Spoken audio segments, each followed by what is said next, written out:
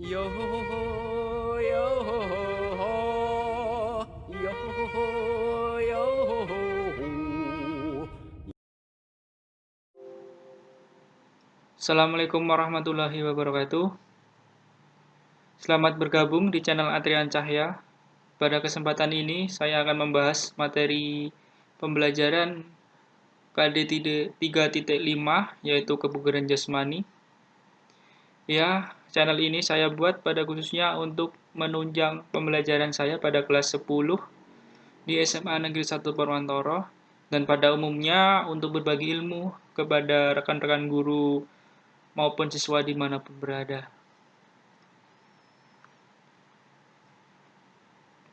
Ya, langsung saja. Sebelum kita bahas materi, saya paparkan dulu kompetensi dasarnya. Yang akan kita bahas pada kesempatan ini yaitu nanti KD 3.5, yaitu menganalisis konsep latihan dan pengukuran komponen kebugaran jasmani terkait kesehatan. Ya, terkait kesehatan, daya tahan, kekuatan, komposisi tubuh, dan kelenturan menggunakan instrumen standar. Kemudian KD 4.5 atau prakteknya yaitu sama, hanya ini nanti kalian mempraktikkan hasil analisis konsep latihan pengukuran komponen kebugaran jasmani terkait kesehatan tadi. Ya, ini kompetensi hari ini saya ambil dari Permendikbud nomor 37 tahun 2018, yang sebelumnya itu Permendikbud nomor 24 tahun 2016. Jadi ini acuan udah dari Kemendikbud. Kemudian lanjut ke indikator pembelajarannya. Nah, di kesempatan video ini saya mengambil satu dulu, yaitu komponen kesehatannya tentang komposisi tubuh. Ya, jadi tadi ada 4, ya, ada komposisi tubuh, kekuatan, kelenturan, dan daya tahan aerobik. Nah, di sini kita bahas komposisi tubuh dulu. Ya. Nah, sebenarnya dalam kebugaran jasmani itu ada dua komponen. Dua komponen. Yang pertama ada komponen kesehatan, kemudian keterampilan. Jadi dibagi dua ini, komponen kesehatan dengan keterampilan. Nah, komponen kesehatan yang sudah saya paparkan di awal tadi ada 4, dan komponen keterampilan juga ada komponen lagi. Kemudian untuk yang keterampilan ini nanti akan kalian pelajari di jenjang selanjutnya, yaitu di kelas 11. Nah, untuk kelas 10 kalian fokus ke kesehatan ini. Ya, nanti kita bahas semuanya. Oke, lanjut. Ya, ini dia komponen kesehatan. Nah, ada 4 ini ya. Komponen kesehatan itu ada komposisi tubuh, ada kekuatan, ada kelenturan, ya, ada daya tahan aerobik. Nah, pada kesempatan kali ini yang saya paparkan di awal tadi, kita akan fokus membahas komposisi tubuh dulu. Untuk kekuatan, kelenturan, dan daya tahan aerobik kita bahas di next video atau di pembelajaran selanjutnya, ya. Ya, jadi perlu diingat-ingat apa sih komponen kesehatan? Nah, ada 4 ini ya, perlu kalian ingat-ingat. Nanti kita bahas lebih lanjut untuk yang komposisi tubuh. Oke, lanjut. Nah, sebelum kita jauh ke komponen tadi, mungkin Bapak tanya dulu, kebugaran jasmani itu apa toh? Ada yang udah tahu kebugaran jasmani itu apa? Iya, benar sekali ya. Kebugaran jasmani adalah apa? Kemampuan dan daya tahan fisik atau tubuh seseorang dalam melakukan berbagai aktivitas kehidupan sehari-hari tanpa mengalami kelelahan yang berarti. Ya, itu adalah pengertian dari kebugaran jasmani.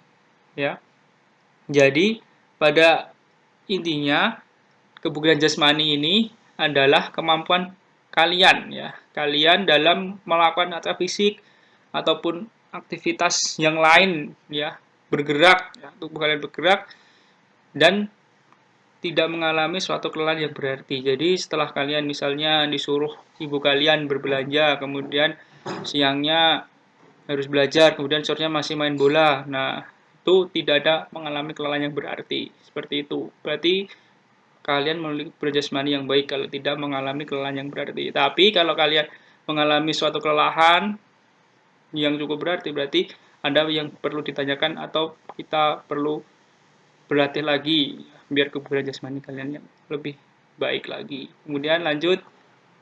Nah, di dalam kebugaran jasmani itu kita mengenal yang istilah namanya denyut nadi, ya. Kalian tahu denyut nadi itu apa? Ya.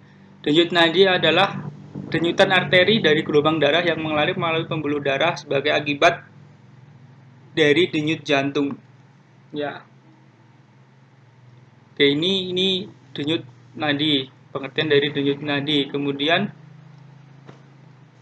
pengukuran denyut nadi. Nah, dari pengukurannya bisa dua ya. Pertama dengan menggunakan pulse meter seperti gambar yang tertera di, bisa kalian lihat itu menggunakan pulse meter. Kemudian yang kedua bisa diukur dengan tanpa alat, yaitu dengan meraba titik denyut nadi pada pergelangan tangan atau pada pangkal leher ya, menggunakan jari telunjuk dan jari tengah ya, seperti gambar di yang udah tertera ini. Ini di arteri radialis di tangan kalian, bisa sebelah kiri atau sebelah kanan ya. Kemudian yang ini di leher pada denyut nadi karotis atau ya namanya. Nah, yang sering digunakan itu adalah yang kedua ini, yang tanpa alat, karena kalau yang nomor satu ini menggunakan pulse meter ini belum tentu semua orang punya, dan biasanya hanya di lab-lab kesehatan ya menggunakan ini, tapi hasilnya valid. Nah, yang nomor 2 ini juga sebenarnya juga bisa hasil valid ya,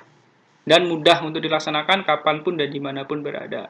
Nah, nanti akan silahkan kalian praktekkan, yang terutama yang arteri radialis ini menggunakan jari telunjuk dan jari tengah diraba. Memang agak harus sensitifnya harus lebih ya untuk mencari denyut nadi.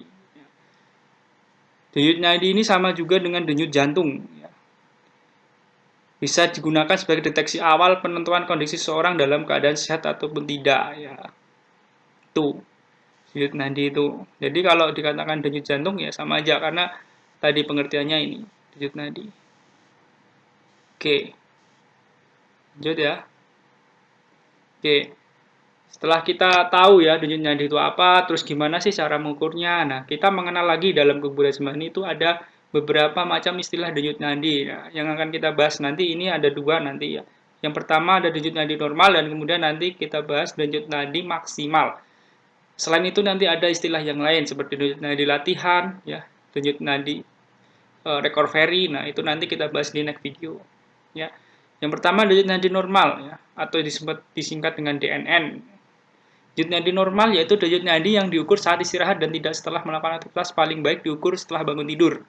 Pengukuran denyut nadi ini dapat menggambarkan tingkat kesegaran jasmani seseorang ya. Jadi intinya denyut nadi normal itu setelah kalian bangun tidur pagi itu, kalian ukur berapa denyut nadi kalian. Nah, itu yang disebut dengan denyut nadi normal. Setiap orang kan berbeda-beda, tapi udah ada kalau ukurnya usia berapa itu nanti harus denyut nadi sekian seperti itu. Nanti akan saya tunjukkan. Nah, ini cara mengukurnya. Hitung denyut nadi selama 1 menit ya. Jadi denyut nadi di sini acuannya itu per menit ya, 1 menit ya. Untuk mempercepat perhitungan, nah ini untuk dapat dihitung dalam 15 detik lalu dikalikan 4. Nah, intinya sama kan, 15 detik kali 4 1 menit. Kemudian bisa juga 30 detik. Lalu hasilnya dikalikan 2. Jadi intinya yang penting ukurannya per menit. Jadi kalian mau hitung 1 menit juga boleh. Kalau pengen cepat 5 detik tadi mulai gitu ya, 15 detik nanti kalian 4. Itu hasilnya ya. Nah, ini denyut nadi istirahat normal pada orang dewasa ya. Seperti saya usia 27 itu masuk orang dewasa. Kalau kalian di kelas 10 itu usia 16 ya, 15, 16, 17 itu juga udah masuk dewasa. Normalnya itu 60 sampai 80 denyut per menit. Itu ya. Pas bangun tidur ya ini ya, tadi ingat. Denyut nadi normal itu belum aktivitas apapun ya, paling efektif kalian ukur setelah bangun tidur itu. Nah, untuk anak usia 1 sampai 10 tahun denyut nadi normalnya itu berkisar 70 sampai 30. Ini biasanya 30 ke atas itu malah bayi masih dalam kandungan itu denyut nadinya malah tinggi, 140-an ke atas. Nah, menjelang anak-anak masih seperti ini ya, 70. Nah, makin dewasa nah seperti ini. Nah, ini denyut nadi normal. Nanti denyut nadi orang terlatih akan kita bahas di next video ya. Denyut nadi. Kemudian denyut nadi maksimal. Nah, denyut nadi maksimal disingkat dengan DNM ya. Denyut nadi maksimal adalah maksimal denyut nadi yang dapat dilakukan seseorang pada saat melakukan aktivitas. Nah, jadi setiap orang, semua siapapun ya di dunia ini itu ada denyut nadi maksimalnya. Cara menentukannya yaitu dengan rumus ini 220 kurangi usia. Misal usia Bapak itu 27, usia saya 27. Jadi 220 kurangi 27, ini hasilnya 193 ya. Jadi denyut nadi maksimal saya usia segini itu 193. Jadi saya tidak boleh mendekati ini pun tidak boleh, apalagi melebihi. Karena ini udah ketentuan atau porsi dari jantung kita usia segini itu denyut nadi tidak boleh melebihi ini. Kenapa Pak nggak boleh melebihi ya?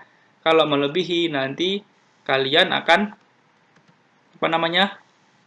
mengalami serangan ya, kram jantung dan membuat serangan jantung. Nah itu ya kalau melebihi ini. Nanti kita akan ada denyut nadi latihan. Jadi dalam kebugaran jasmani ini kan intinya meningkatkan kebugaran jasmani kalian ataupun menjaga kebugaran jasmani kalian. Jadi nanti ada yang namanya denyut nadi latihan. Nanti ada lagi cara menghitungnya. Yang penting kalian yang pertama tahu denyut nadi normal dulu, cara menghitungnya seperti itu, kemudian denyut nadi maksimal, cara menghitungnya seperti ini. Ya, oke, udah paham ya? Lanjut. Nah, kita masuk ke tadi komponen kesehatan. Jadi tadi denyut nadi itu juga masuk ke struktur kebugaran jasmani. Jadi sebelum kita melakukan latihan, sebelum kita menentukan porsi latihan kita nanti untuk meningkatkan kebugaran jasmani atau menjaga kebugaran jasmani, perlu kita mengecek dulu denyut nadi kita, siap nggak kita ya. Karena kondisi tubuh itu bisa diukur dengan denyut nadi tadi ya. Oh segini berarti kita masih perlu istirahat dulu seperti itu. Karena kalau sakit pasti denyut nadinya juga tidak tadi seperti yang normal tadi 60 sampai 80 ya.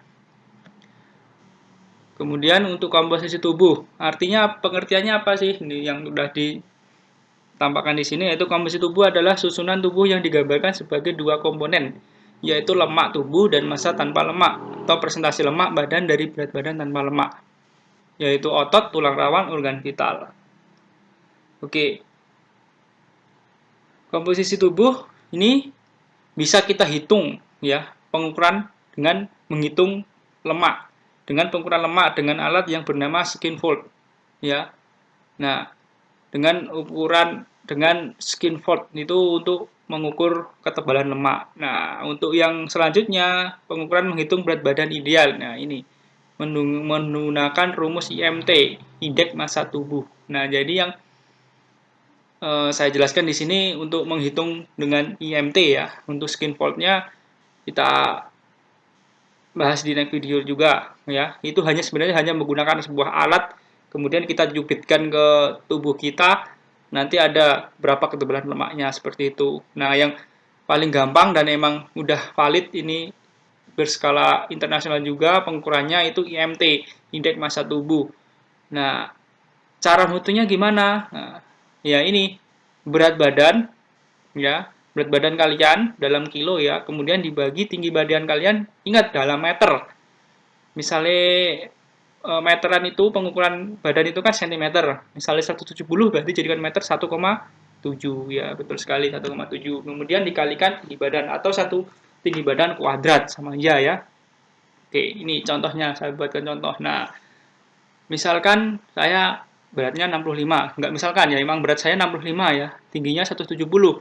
Nah, dalam meter berarti kan 1,7 kuadrat atau 1,7 kali 1,7. Nah, hasilnya seperti ini, 22,5. Nah, artinya apa ini? 22, nah, ada indeksnya. Udah. Nah, ini saya tampilkan. Nah, 22,5 masuk ke mana saya?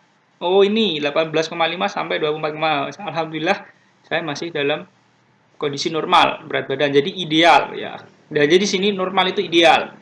Nah, kurang dari 18,5 underweight. Ya, berarti kalian harus tambah makanan lagi ya, asupan nutrisinya yang pertama, kemudian juga jangan berlebih dan juga harus diimbangi dengan olahraga tadi agar kebugarannya terjaga. Kemudian kalau lebih dari 0,45 ini overweight ya, udah dikit gemuk. Nah, kemudian lebih dari 29,9 udah obes ya.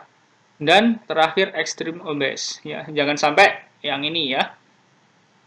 Sampai sini pun saya harapkan kalian udah lampu kuning ya, lampu kuning. Jadi segera berhenti mengkonsumsi hal-hal yang tidak bermanfaat bagi tubuh, khususnya banyak lemak dan lain-lain ya. Dan harus rajin-rajin berolahraga agar tetap menjaga kondisi badan tetap ideal.